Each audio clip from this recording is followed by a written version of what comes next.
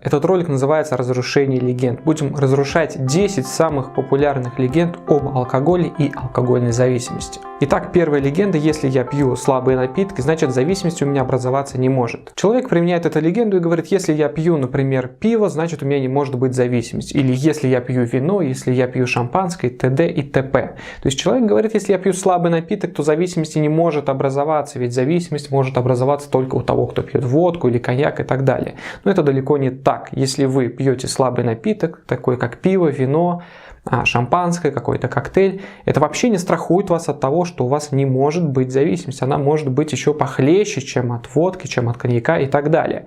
То есть это не определяет, есть зависимость или нет. Скорее всего, это является еще одной преградой на пути к трезвости, так как нужно разрушить эту легенду, нужно разрушить это отрицание. Ведь зависимость определяет другие абсолютно факторы, например, то, что вы периодически теряете контроль над употреблением алкоголя. То есть с тем же пивом, с тем же шампанским, если вы выпиваете больше, чем планировали изначально, это означает, что у вас есть зависимость, но никак не сам вид напитка. Следующая легенда, которую мы разрушим: если пьют все, значит это нормально. Если пьют все, это не означает, что это нормально. Если вы видите, что ваше ближайшее окружение пьет, это не означает, что так же нужно делать и вам. Вспомните, сколько раз за историю человечества, все человечество ошибалось, да? Когда, например, все люди считали, что Земля плоская, например, да, но это не делало ее плоской на самом деле, вы согласны со мной? Во-первых, если пьет ваше ближайшее окружение, это не означает, что пьют другие люди. Это просто означает, что большинство людей находятся в алкогольной зависимости, вот и все. Поэтому имейте свою голову на плечах и разрушьте эту легенду. Итак, третья легенда: причина тому, что я пью, внешние обстоятельства. Согласно этой легенде, человек считает, что причиной его употребления это какие-то внешние обстоятельства, например, нелюбимая работа или проблемы в отношениях, да, так или иначе он приводит ложную причину, которая оправдывает свою алкогольную зависимость. Говоря внутри себя, что у меня-то нет зависимости, я-то пью, потому что у меня такая сложная работа, да ты не знаешь, как я живу сложно, да тебе это не понять. Но суть заключается в том, что какую бы причину вы ни приводили к вашему употреблению, она является ложной. Существует лишь одна верная причина тому, что вы употребляете алкоголь, тому, что я употреблял алкоголь, да, и все люди, которые употребляли алкоголь. Это удовлетворить алкогольную наркотическую тягу. Все причины, все легенды, которые вы придумываете для того, чтобы оправдать свое употребление, являются всего лишь отрицанием зависимости, является всего лишь завуалированием такой глобальной проблемы. Тем не менее, эта легенда создает еще одну трудность на пути к трезвости. Пока вы будете оправдывать свое употребление тем, что вам нужно расслабиться, тем, что нужно снять стресс, что у вас сложная жизнь и так далее, вы будете обманывать сами себя. Вот и все. Поэтому разрушьте эту легенду, и вы еще станете ближе на один шаг к полноценной трезвости. А следующая легенда, которую мы разрушим, звучит так: счастливым можно быть только с алкоголем. Эта зависимость загнала нас так сильно в угол, перемешала все мышление, что мы считаем, что счастье равно алкоголь, но это далеко не так. И сейчас, по прошествии 4 лет, я могу с уверенностью сказать, что можно быть счастливым без алкоголя, можно радоваться жизни без алкоголя, можно получать настоящее удовольствие от жизни, не вводя в себя наркотическое и алкогольное вещество. Поверьте, да, возможно, существует определенный временный период, когда вам нужно будет пройти его, когда будет поникшее, подавленное состояние, но со временем, если вы стабилизируетесь в трезвости, к вам вернется прежняя чувствительность, когда вы сможете получать удовольствие от обычных, на первый взгляд, вещей. А пятая легенда звучит так, что алкоголь снимает стресс. Но это не так. Давайте разберемся, в чем же здесь дело. Кому-то может показаться, что он выпивает алкоголь, и ему становится легче, что стресс снимается. Но если задать себе вопрос, а откуда же берется тот стресс и напряжение, который алкоголь героически снимает, вы увидите при точном анализе, вы увидите, что этот стресс и напряжение порождает сам алкоголь. Но дело в том, что выпивая, конечно, вы получаете какую-то сомнительную выгоду, краткосрочное удовольствие, но в долгосрочной перспективе вы закладываете огромный период провала по эмоциям, напряжения и беспокойства, которые потом героически будете снимать алкоголем. Помните, что каждый раз, когда вы выпиваете, вы закладываете себе дискомфорт и беспокойство на будущее, на многие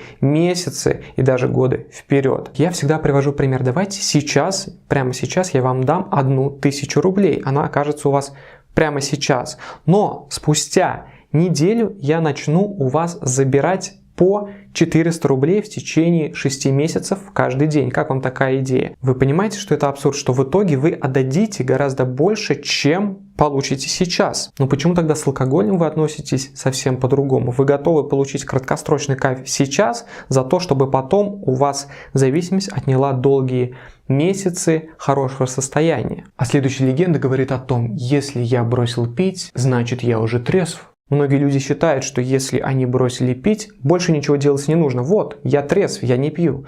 Но это не так. Вся игра только начинается. Наступают симптомы отвыкания, начинаются неадекватные чувства, постабстинентный синдром, беспокойство, тревоги, которые заставляют снова употреблять алкоголь. Помните, что вся игра только начнется после того, когда вы бросите пить. И даже в трезвости вы можете прийти в такое дисфункциональное состояние, которое заставит вас выпить. То есть помните, что зависимость действует даже когда вы вроде бы остаетесь трезвым, когда вы не употребляете алкоголь, что даже в трезвости вы можете достигнуть такого негативного состояния, когда вы в итоге сорветесь.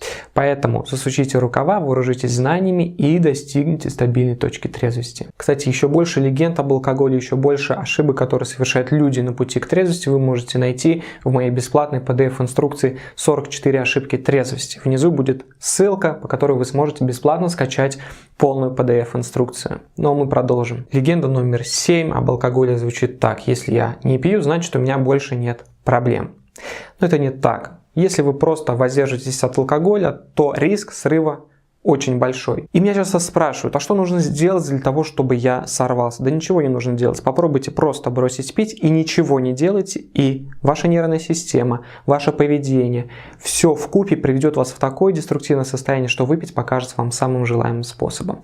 Это говорит о том, что над трезвостью нужно работать, и одного воздержания недостаточно. Конечно, полное воздержание от алкоголя – это необходимое условие трезвости, но этого недостаточно. Необходимо проводить очень много работы, необходимо работать с симптомами отвыкания, с профилактикой срыва, с изменением своего образа жизни, выравнивание отдыха, питания, физической активности, проработка внутренних убеждений и так далее, и так далее. То есть очень большая работа, которую нужно еще провести. Поэтому не заблуждайтесь и давайте все вместе разрушим эту легенду о том, что просто бросить пить достаточно и больше ничего не нужно делать. Это, конечно же, не так. А 8-я легенда, которая очень популярна среди людей, она заключается в том, что люди считают, чтобы бросить пить, нужно заняться спортом или найти хобби, или изменить привычку, или просто найти мотивацию. Конечно же, это заблуждение. Пьют миллионы людей находятся в алкогольной зависимости. Представьте себе, и это не случайно. Не получится вот так по щелчку пальцев бросить пить, вы можете попробовать это. Просто не пейте, и рано или поздно вы сорветесь. Конечно же, спорт и хобби – это хорошо, но этого абсолютно недостаточно для того, если вы хотите сформировать для себя стабильную трезвость на годы вперед, да навсегда, на всю жизнь. Да, о чем здесь говорить?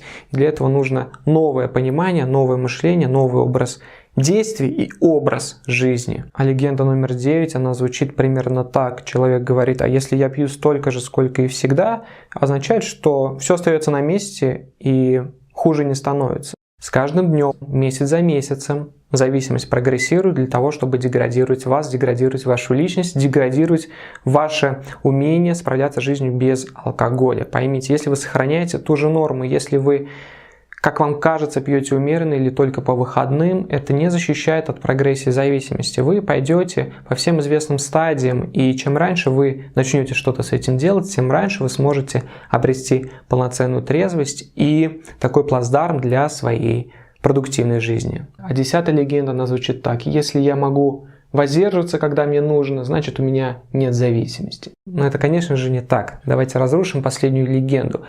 В чем заключается эта легенда? Человек говорит, я вот пью только по выходным, например, когда я на важной встрече или на важных переговорах, я не пью, например, да? Я могу себя контролировать, я не пью среди бела дня. Но это не защищает вас от зависимости. Если вы можете не пить, например, 2 года, да, тогда еще я бы сказал, да, возможно, вы умеете жить трезво, да, но если вы не можете продержаться без алкоголя и месяца, и года, и 2, это означает просто, что зависимость как-то вас перехитрила, как-то вас немножечко обманула. Да? Нужно разобраться в этих уловках зависимости, выявить их и сделать с этим что-то, получить как бы свой арсенал знаний. Это было 10 легенд об алкоголе, это 10 ошибок, которые совершают люди на пути к трезвости. Полную инструкцию, 44 ошибки трезвости, вы можете скачать внизу данного ролика. Это был Арсений Кайсаров, будьте трезвыми, всем пока.